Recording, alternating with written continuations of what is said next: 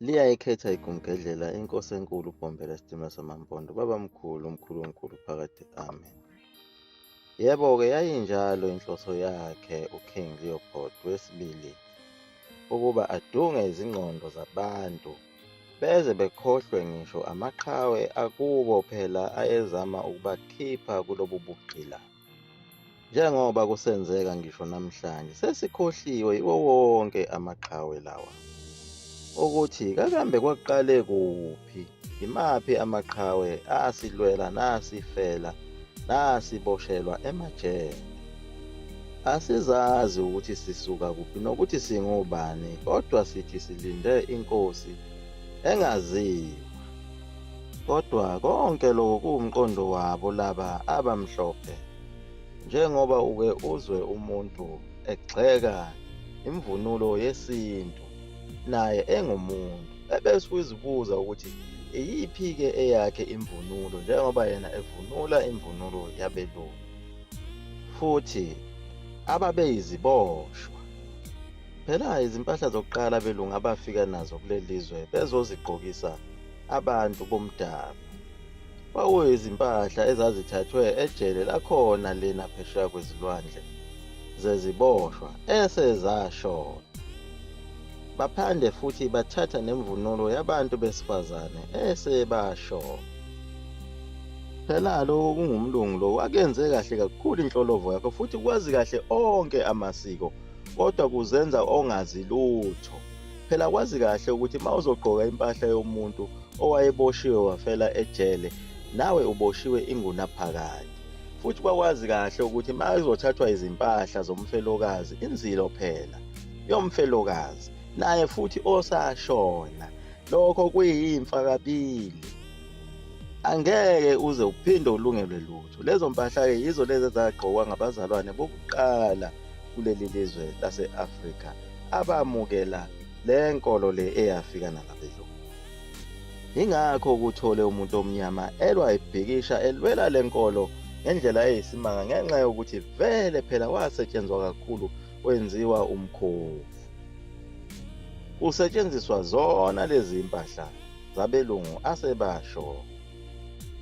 Phela uNkulunkulu izizwe lezi wayezidalile wazahlukanisa wakhanda ngisho umfula omkhulu okuthiwa ulwandle enzela iqiniso lokuthi zize zingahlangani. Wasezipha imvunulo yazo ukuthi kumele isizwe nesizwe sigqoke kanjani bese simdumisa kanjani uJehova. Kodwa kwabe sekufika abelungu bayichitha yonke lento bafika nale ncwadi yabo lena eyinsumansumane. Lokho phela kufakwaze nawo uye umlungu lona uJohn William Colenso ngokuthi abatshele bonke labelungu ayefike nabo lapha belethe ivangeli ukuthi abantu abamnyama abaphambene nenkolo kaNkulunkulu bayisizwe sikaNkulunkulu esilandela imithetho kaNkulunkulu. Kodwa labelungu noma babekubona lokho futhi bekwazi abazange befune ukulalela. Bancamela ukuthi yena uJohn William Colenso lo axoshwe kuyo le nkolo yobuKristu ngoba ebona ukuthi abantu abamnyama bayabantu bakaNkulunkulu. Lokho kwakufakaza kona ukuthi ubuKristu lobu bamngazelanga ukuzofundisa abantu ngoNkulunkulu. Babuze ngokuthi ufuna ukuzogqilaza abantu kubabulala. Lobu Kristu futhi nabefundisi bakhe ayehamba nabo uJohn William Colenso bagcine phela kuyibona abambulele njengoba wagcina sebulewe nawo ukhwantalala wamelwa inhliziyo wafa wangcwatshelwa khona kuleli lizwe. Wangabe sabuyela ezweni lakubo ukuba ayongcwatshwa ngesizotha njengomfundisi. Waphinde wakhishwa emlandweni wabo bonke abafundisi nokuba aphinde ahlonipheke njengomuntu owayengubhishophi. Isono sakhe kwakuyikho nje ukuthanda umuntu omnyama. Nangu-ke umlungu okungamane kukhulunywe ukuthi siyamlandela noma siyamkhoza ngoba wafa ngenxa yabantu abamnyama. Wabafela lo mlungu abantu abamnyama. Ngoba vele kucacile ukuba abelungu siyabathanda. Kungani ukuthi singavele sisale sesikhonza lo mlungu kunokuba silandele lo mfana kaSinza Botshela. Hleze kungaba khona ukuthula phakathi kwabantu abamnyama nokuzwana. Phela lento isobala ngoba le nkolo njengoba yayifike ngokuthi izodla umhlaba kube yinkolo ephilayo nesuka kuNkulunkulu. Ngabe abelungu bathi ake nithi ukuhlephuhlephula kancane umhlaba nani phela nibe nendawo yokuhlala. Le nkolo ethi thina abantu abamnyama asingabi nayo indawo yokuhlala inkolo enjani le? Buka nje nawe uhlezi lapho kuforum waselokishini lapho umpintsheke khona ushiswa ilanga, kodwa ulokhu uthi alibongwe igama lenkosi. Nawe ohlezi emjondolo onganawo umhlaba, unayo ngisho insimu yokulima ingadi nje encane yokuthi ukwazi ukudla. Kodwa laba bantu abafike naleli iBhayibheli bahlezi kodeda ngendlala bomhlaba bawudla ngegazi kobabamkhulu bethu. Kodwa nawe lapha emjondolo wakhe uthi alibongwe igama lenkosi. Libongwa kanjani leli igama lenkosi ekubeni uhlupheka kangaka? Kwaze kwaba nzima kakhulu. Laba belungu basidome ngisho izingqondo, sangabona ngisho ukuthi siyahlupheka ngenxa yotshwala ababuletha kulelizwe nezidakamizwa lezi abazilethileyo ukuba sihlale sidakiwe mase sicabanga ukuthi siphumelele.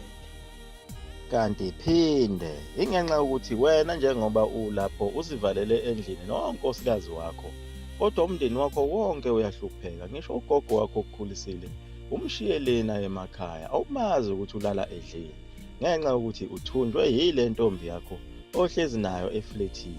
Ingakho kungathi nje ubona sengathi kuyabuswa lapha emhlabeni, kanti kuyahlusheka.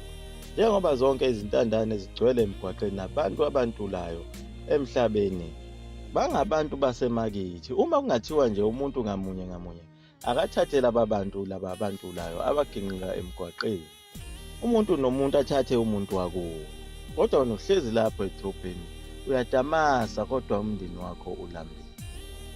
Abawabani laba bantu abaginqika emgwaqeni? Abasemakithi, kodwa sibabalekele ngenxa yokuthi sifuna ukudla kamnandi sodwa nezingane zethu nezintombi zethu emafletini. Nangu njena u-anti wakho nomalume wakho uyaginqika, kodwa umnakile. Konke lokho kuyimfundiso yakhe umlungu lona ukuthi ufike wabanga ukuhlupheka. Kuyicebo lakhe ukuthi kube khona abantu abahlala emgwaqeni ukuze azothi uma esekuthathile wena waba yibhoyi lakhe, waba yimpimpi yakhe, bese kuncoma ethi wena ungcono kakhulu. Buka umuntu ongangilalelanga ukuthi uhlupheka kanjani. Futhi labantu abathathelwa izindawo zabo bazohlupheka lapha eThekwini, ibona phela abayisibonelo sokuthi afundise ngabo lo mlungu ukuthi uma ungafuni ukumukela le nkosi yakhe uzoba nje. Kodwa ekubeni kuyena udlelela ababantu umhlaba. Phela laba bantu abaginqikayo ezitaladini zeTheku neGoli badlelwa umhlaba yabo, njengoba indawo yakhona futhi eThekwini kuyindawo yakwaNgcobo nakoCele noLithuli. Basuswa kule ndawo kwase kukhandwa lona leli dolobha. Abanye babo bagcinela kule ndawo ekuthiwa kuseMkhumbane, abanye bagcinela kwaMashu, lapho uhlala khona ngelungelo lokuthi ninobaba osebenzayo. Uma ubaba wakho eseshonile nanixoshwa kulo leli lokishi, ukuze nizophenduka phela izintandane ezokuginqika ezitaladini. Bese jabula umlungu enze ngani isibonelo ethi naba abantu abangafuni ukumukela le nkosi, niyababona bahlupheka kanjani, nina nisindisiwe ngegama lenkosi. Nabo futhi abantu abaginqaginqwa yibo futhi utshwala ukufike naye lo mlungu. Uma sebesosizini sebegula, uthi umlungu ngasho ukuthi kuyoba khona izifo ezingalapheki ngazo phela izikhathi zokugcina, ekubeni uyena ufike nazo zonke lezi zinto ezibulala abantu. Phela yonke lento umlungu lona uyibhale khona lapha eBhayibhelini, wathi ngezikhathi zokugcina kuyoba khona izifo ezingalapheki. Njengoba lona iBhayibheli selashintshwa kaningi iminyaka yonke.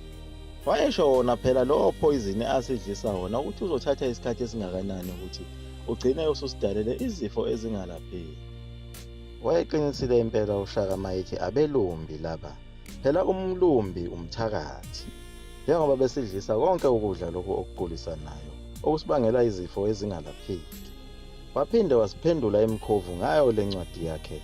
Waphinde wasibambisa nodonga wathi asilinde lo mfana ozalwa usiza Bhojela. Ingakho sithi siyawutshekula njengamathole mhla kubuya lo mfana. Liyaguqa lapho igumkedlela mzulu amafutha omkhovu uDuwinto Mneso phakade. Amen.